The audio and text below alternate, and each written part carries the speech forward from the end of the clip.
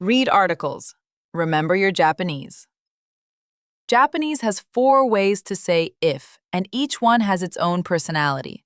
Use the wrong one and you'll survive, but use the right one and your Japanese instantly sounds more natural. Let's find this article. Ba, tara, to, nara. 4 conditionals and knowing when to use which one. All right, let's take a look. When you reach conditionals in Japanese, a lot of learners hit a wall.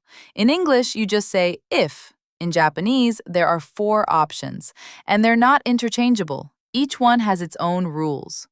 Today, we're going to figure out the personality of each one. Let's start with ba.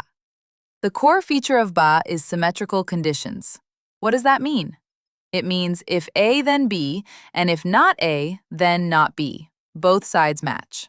For example, Tanaka-san ga tabereba, watashi mo taberu.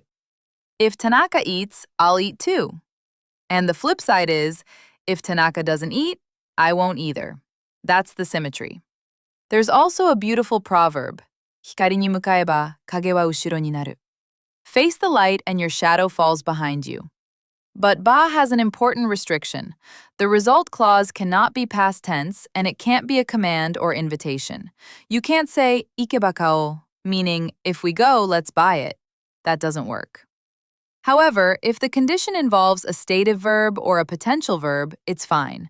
Like, ikereba hakubutsukan o kenbutsu shiyou. If we can go, let's visit the museum. That's perfectly okay. Next up is tara. Tara is the most flexible of the 4. It has almost no restrictions. The core meaning of tara is, after A is completed, B happens. It emphasizes that the first thing finishes first. For example, 駅に着いたら電話をしてください. Please call me when you arrive at the station. The result is a request, no problem. 電気をつけたら明るくなった. When I turned on the light, the room got bright. The result is past tense, also fine. It can even express counterfactuals like, もし電話をかけなかったら、あの飛行機に乗っていた. If I hadn't made that phone call, I would have been on that plane. So remember, when in doubt, use tara. It has the fewest restrictions. Third is to. To means whenever A happens, B inevitably follows. Natural laws, habitual actions, cause and effect. The classic example. 春になると桜が咲く. When spring comes, the cherry blossoms bloom. This is a law of nature. It happens every year, and to is the perfect fit. But to has the strictest personality.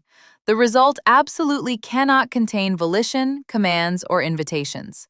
You can't say, 駅に着くと電話してください. When you arrive at the station, please call. Nope. Because to only deals with objective facts, not what you want someone to do. In that case, you have to switch to tara. Last one is nara. The core of nara is, if that thing you mentioned is the case. It carries a nuance of hypothesis and advice. Say your friend mentions they're thinking about moving. You could say, 引っ越すなら、交通の便がいいところを探した方がいい. If you're going to move, you'd better look for a place with good transportation. That's the classic nara use case. You hear someone's situation and you give advice. Nara also has a special trick. It can take a noun directly in front of it, like, バスなら30分くらいかかる. If it's the bus, it'll take about 30 minutes. So when you encounter a sentence in real life, how do you quickly decide which one to use? Ask yourself a few questions. First, is the result a command or request? If so, use tara.